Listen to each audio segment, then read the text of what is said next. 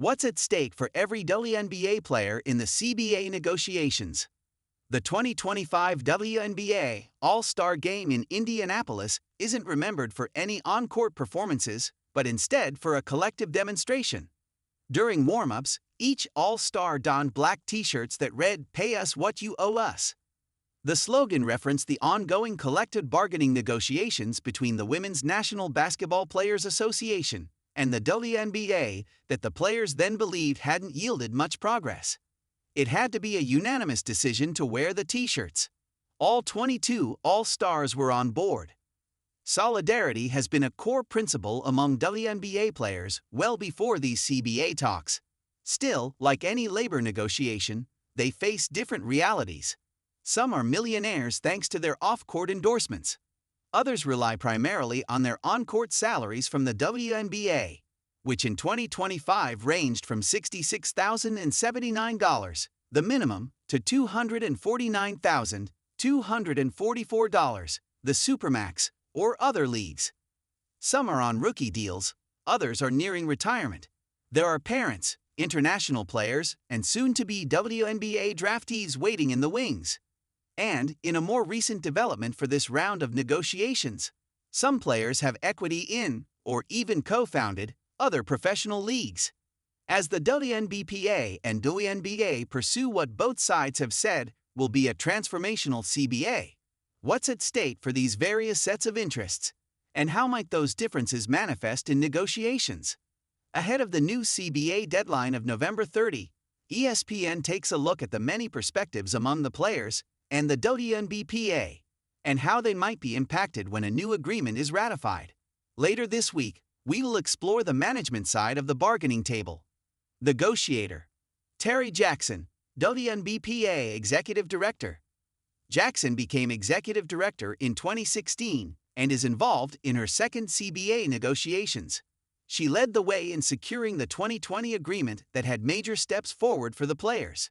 Significant salary increases, changes that led to more robust free agency movement and improvements for mothers and those on parental leave.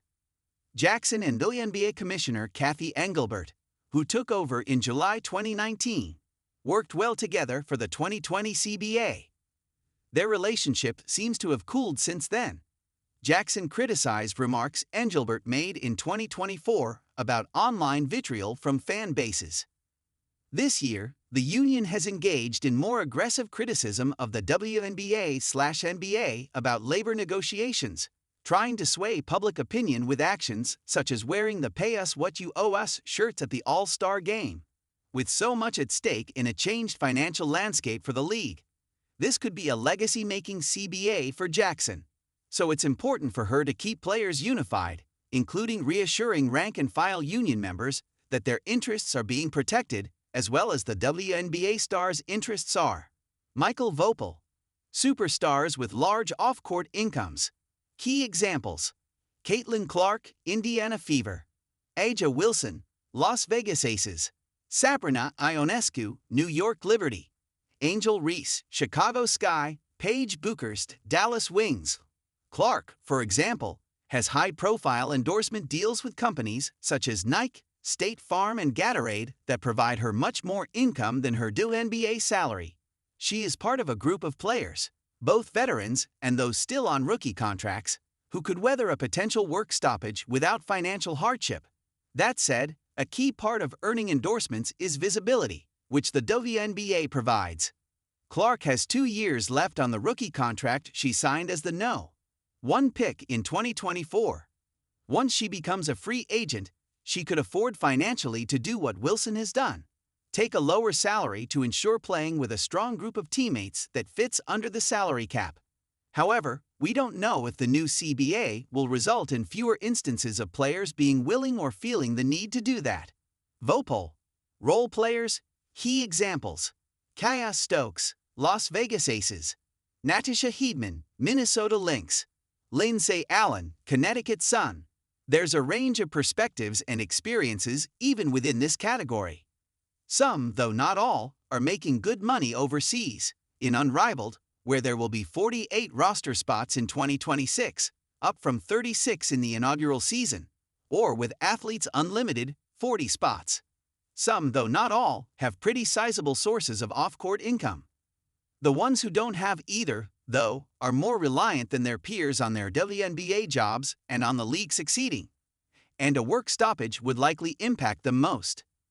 A 4- or 5-fold increase in WNBA salary would have a significant impact on this group. More roster spots, via expansion or an increase in roster sizes, would also provide them more opportunities to go to teams where they can make more money or simply find the best fit. Alexa Philippou. Players on rookie contracts. Key examples: Kiki Ariafin, Washington Mystics; Alia Edwards, Connecticut Sun; Maddie Siegrist, Dallas Wings. Not all young WNBA players are as fortunate as Clark to supplement their income off the court. For them, the degree to which the league increases the minimum salary could be crucial.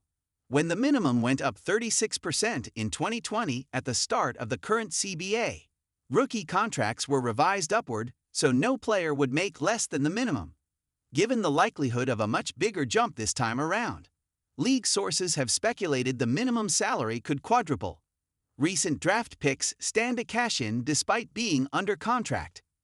At the same time, with long careers hopefully in front of them, the WNBA's young players won't want to lock in a deal that limits their earning upside down the road. For future stars, this CBA will not only determine the next few seasons, but also set the stage for subsequent agreements. Kevin Pelton. Players on the verge of retirement. Key examples: DeWanna Bonner, Phoenix Mercury; Alicia Clark, Washington Mystics; Sammy Whitcomb, Phoenix Mercury; Tina Charles, Connecticut Sun. Bonner, who turned 38 in August, was the second oldest active player in the WNBA this past season. During the WNBA playoffs, she told reporters she wasn't sure whether she would return to play in 2026. Whether she does or not, a player her age likely has a strong interest in the WNBA starting a pension plan that is similar to what NBA players have. The WNBA currently has a 400 and ONIC. The NBA has that plus a pension plan, which began in the 1960s and is based on years of service and average salary. Current WNBA players want those who came before them. The league began in 1997 to benefit from a pension plan, too. VOPEL players on the roster bubble. Key examples: Kiana Williams, Phoenix Mercury; Haley Jones, Dallas Wings; Elizabeth Kitley, Golden State Valkyries.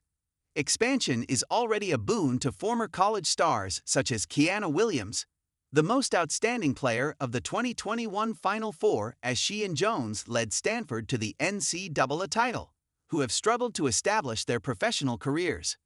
There will be at least 24 new roster spots in 2026 with the Portland Fire and Toronto Tempo entering the league. Roster expansion could create even more opportunities. WNBA President Nneka Ogwumike told ESPN in May that she finds increasing rosters to 13 or adding an injured list incredibly reasonable options. Not only are larger rosters better financially for fringe players, they would get a real opportunity to develop within the context of a specific team system. That beats current hardship contracts that force players such as Williams to fly halfway across the country at the last minute to join new teams and suit up immediately. Pelton. International players. Key examples: Gabby Williams, Seattle Storm; Emma Meesman, New York Liberty; Setu Sabally, Phoenix Mercury. Prioritization is top of mind for Gabby Williams and other international stars.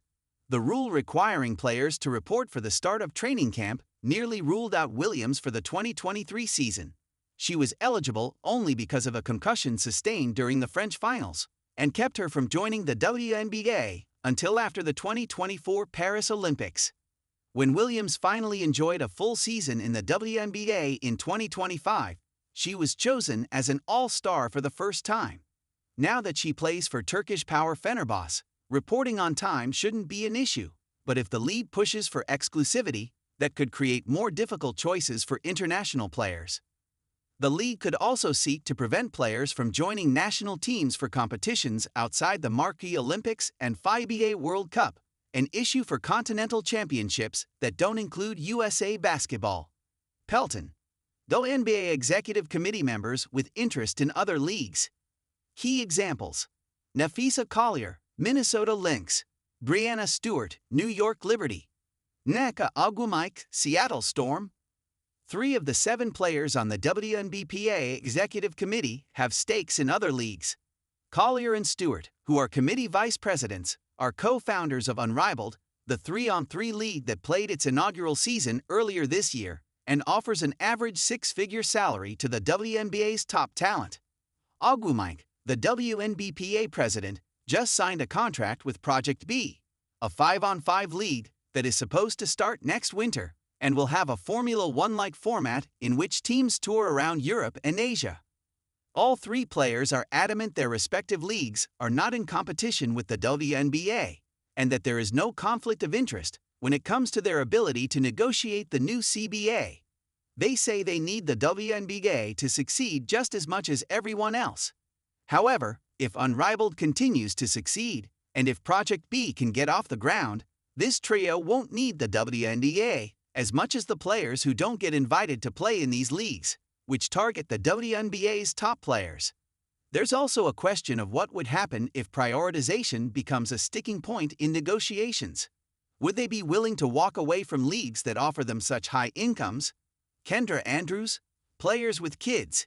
Key examples: Derica Hamby, Los Angeles Sparks; Skylar Diggins, Seattle Storm. The current CBA saw some of the biggest steps forward for parents and pregnant players in the league. It ensured new parents would receive all of their salary during parental leave. Previously, they were guaranteed only half of it, and also gave them a childcare stipend, workplace accommodations for nursing, and at least a 2-bedroom apartment for players with children. Family planning benefits are currently available for only players with 8 or more years in the WNBA. It's important for players to extend these protections and benefits. Star players with less off-court income.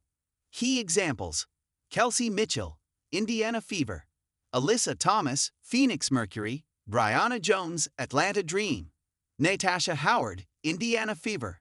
Mitchell was the highest-paid player in the WNBA last year, $249,244 annual income. But unlike other players who are close to the maximum salary, such as Aja Wilson, Mitchell doesn't have the off-court brand and endorsement deals to give her large supplemental income. Because of this, she doesn't have the same financial flexibility as others making more off the court to take a lower salary to allow more players to join her team.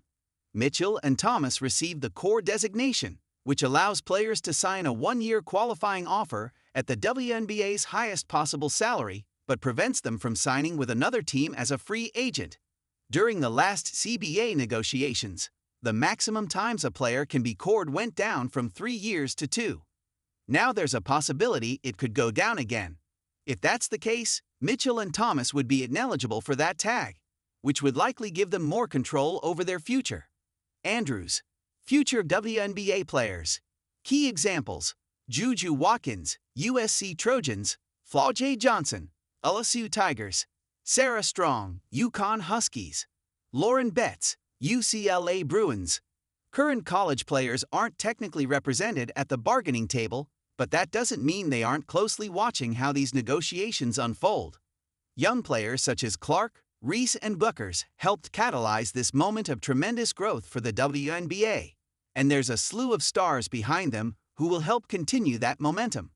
What will the new CBA and playing in the WNBA look like for the next generation of stars? How much of a salary bump will rookies see under the new agreement? Another matter that must be determined is whether the draft eligibility rules will change. Currently, college players can declare early for the draft if they turn 22 in that calendar year, while international prospects have to be at least 20 years old. If both sides loosen those requirements, that would impact top talents such as Watkins and Strong. Phillip Hu,